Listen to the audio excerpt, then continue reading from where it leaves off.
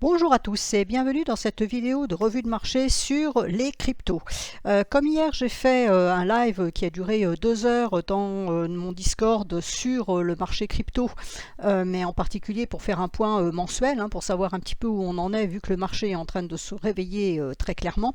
Donc ici je vous fais juste un récap voilà, pour que vous soyez un petit peu au courant de ce que j'ai pu raconter, mais je ne ferai pas les 50 cryptos, je ne ferai que les Total, BTC et ETH. Donc je commence par Total 1 et je l'ai mis en trimestriel sur le graphique ici. Alors pourquoi en trimestriel? Parce qu'il ne reste qu'un mois pour finir le trimestre. Donc quelquefois c'est intéressant sur le dernier mois d'un trimestre d'aller regarder où est-ce qu'on en est globalement. Donc l'information qui est intéressante bien évidemment, c'est que ce trimestre, donc de janvier-février, et il manque le mois de mars, mais janvier-février, on a bien maintenu les cours au-dessus de la Kijun. Donc on avait eu une cassure de la Kijun donc fin décembre, ça a clôturé au-dessus, donc on avait déjà un signal haussier qui était donné, qui invalidait le signal baissier qui est ici. Donc ce signal haussier a été maintenu ce trimestre, et maintenu en ce premier trimestre de 2024. On a eu la petite mèche ici qui est le test de cassure ici, et ça part bien à la hausse. Donc maintenant ce qu'il faut envisager, c'est que d'abord on est a priori bullish, ça il n'y a peut-être pas discussion là-dessus, on va le voir avec Bitcoin, mais bon, on va dire que ça paraît quand même relativement clair. Il faut simplement aller chercher le dernier point haut qui est ici, et c'est seulement la cassure de ce dernier point haut qui va nous dire que la tendance haussière reprend de façon définitive, parce qu'on est bien en tendance haussière depuis le point bas ici du premier trimestre 2015. Donc on a eu une hausse, une baisse, une correction, on va dire une hausse, une correction, et là on repart pour de la hausse. Maintenant, selon la théorie de dos, il faut faire des points hauts plus hauts et des points bas plus hauts pour qu'une tendance haussière soit pérenne. Donc il faut reprendre le dernier point haut, et c'est la cassure du dernier point haut qui vraiment va nous dire que maintenant c'est bon, on repart pour une nouvelle jambe de hausse. Alors en mensuel, voilà ce que ça donne, donc on a exactement la même idée. Donc le point haut il est ici, c'est le point haut qui était donc sur le mois de 2021, donc il faut reprendre ce point haut là. Donc on a ici la lagging span, et c'est celle-là qui est très intéressante à noter, notamment pour le mois de mars ici. Elle est passée au-dessus de la bougie, donc elle est libre à la hausse, et les prix sont libres à la hausse. Donc il n'y a plus d'obstacle à la hausse, à part le dernier point haut, qui peut présenter un danger, puisque comme je viens de le rappeler, il y a la théorie de dos, et donc le corollaire, c'est que si on ne fait pas de point haut plus haut, on pourrait faire un double top et renvoyer les prix à la baisse. C'est toujours une hypothèse technique qui doit exister. Outre les fondamentaux, il y a des hypothèses techniques à respecter.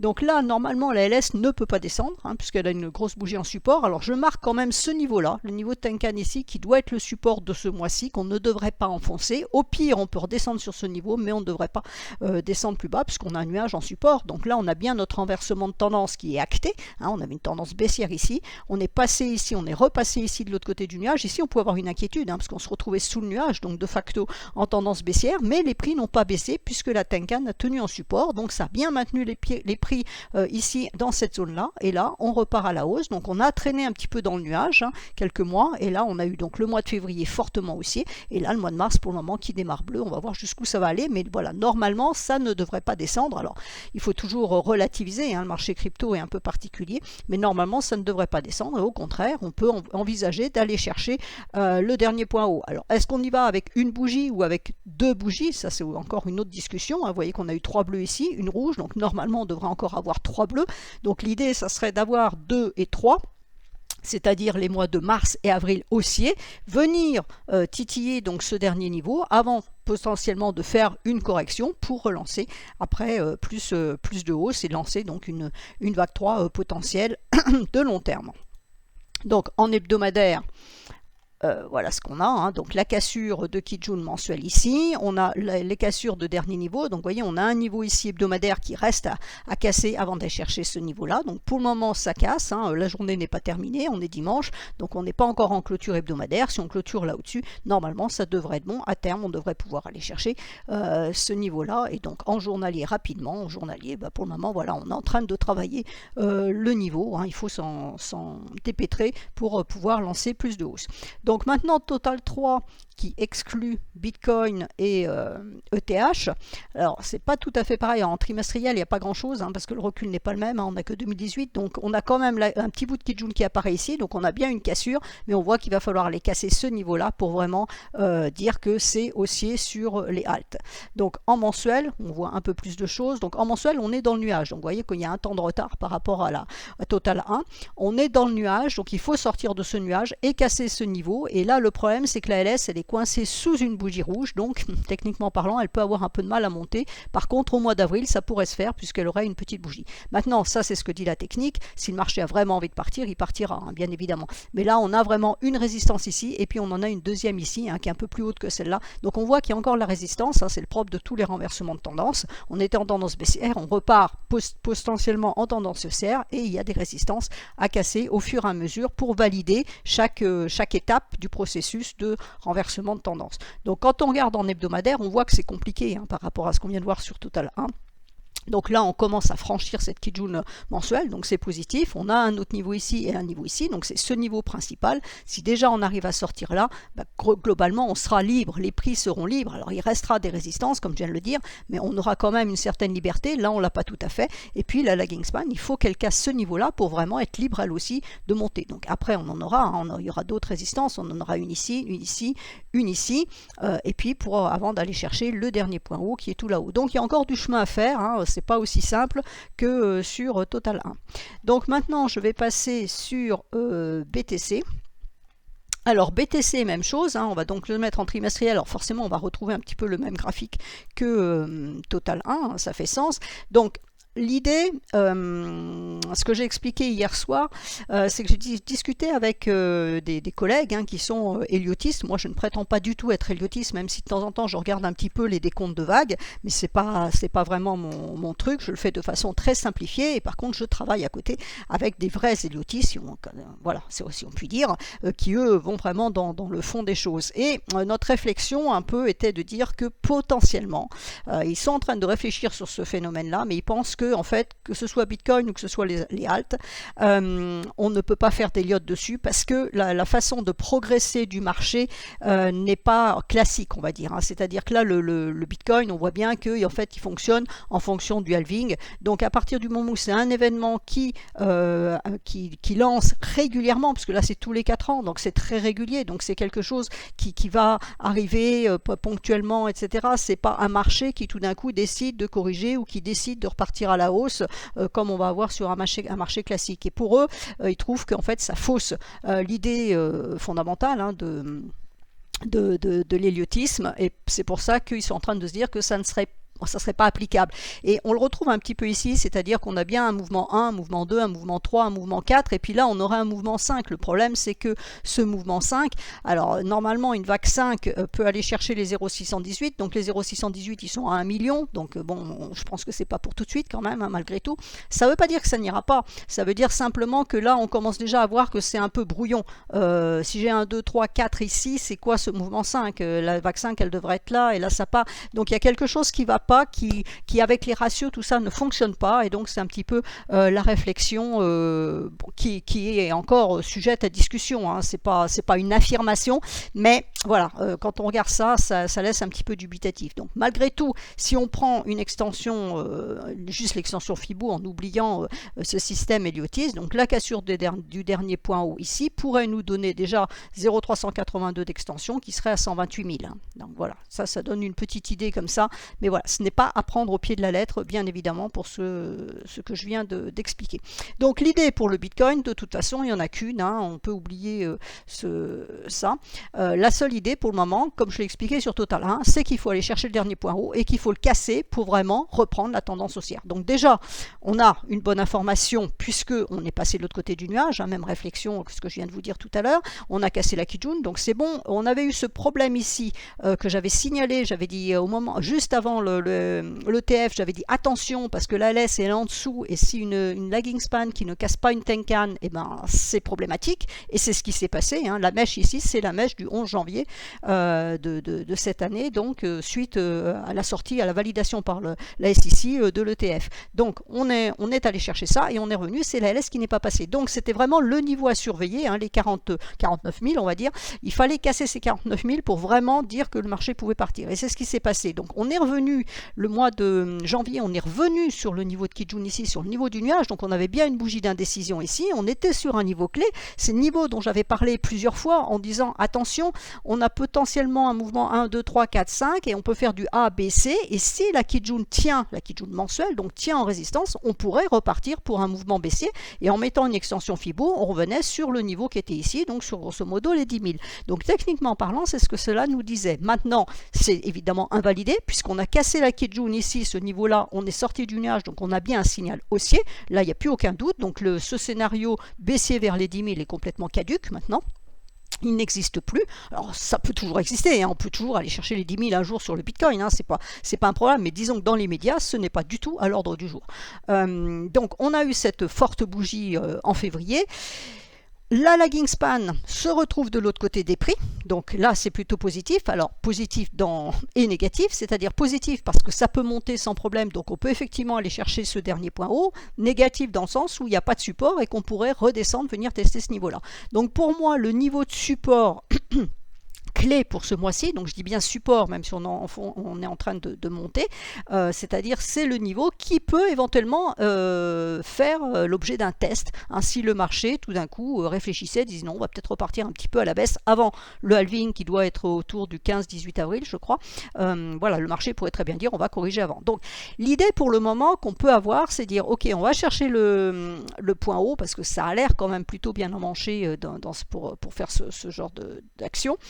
On va chercher le dernier point haut et puis là on fait un double top, hein, ça marque parce que c'est quand même un point haut extrême, c'est l'ATH, donc c'est un niveau à prendre en considération très important. Donc soit ça explose littéralement, juste avant le halving c'est un petit peu gênant.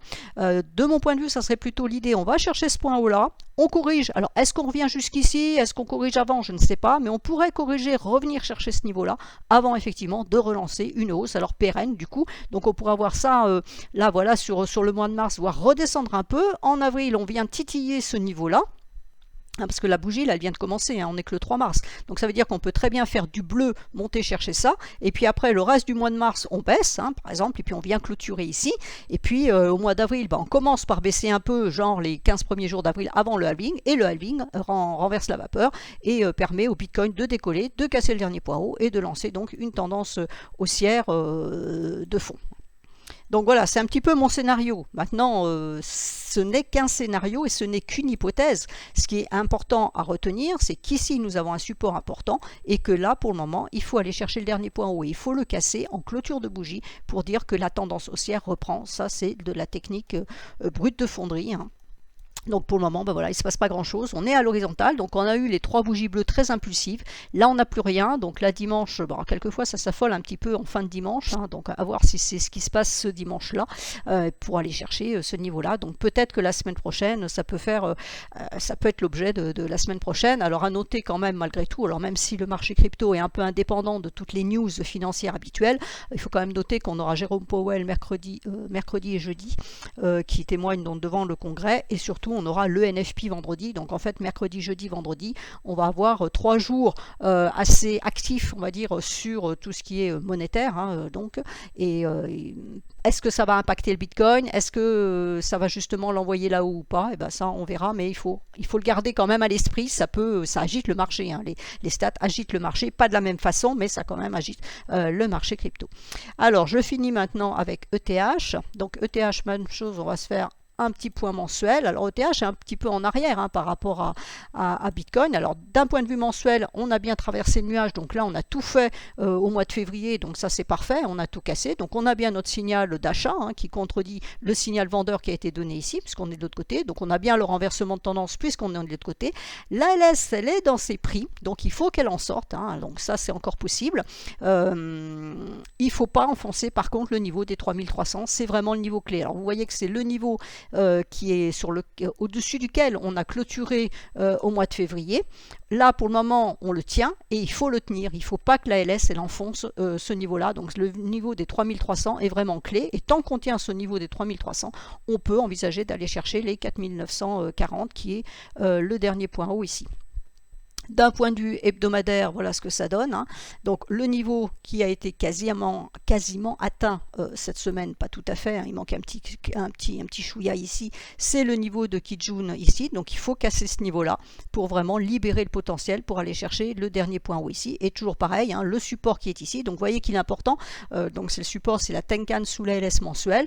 Et on a un autre support qui est ici. Hein, si jamais ce niveau venait être enfoncé pour une raison quelconque, le niveau à ne pas enfoncer pour vraiment maintenir cette idée haussière sur ETH dans un premier temps à moyen terme, hein, on est en hebdomadaire, c'est les 2915 puisque c'est la Kijun. Donc on peut avoir voilà, une tentative haussière. Alors si on part, on casse ici, on peut, ça va nous libérer, on va dire, la route pour aller chercher le dernier point haut.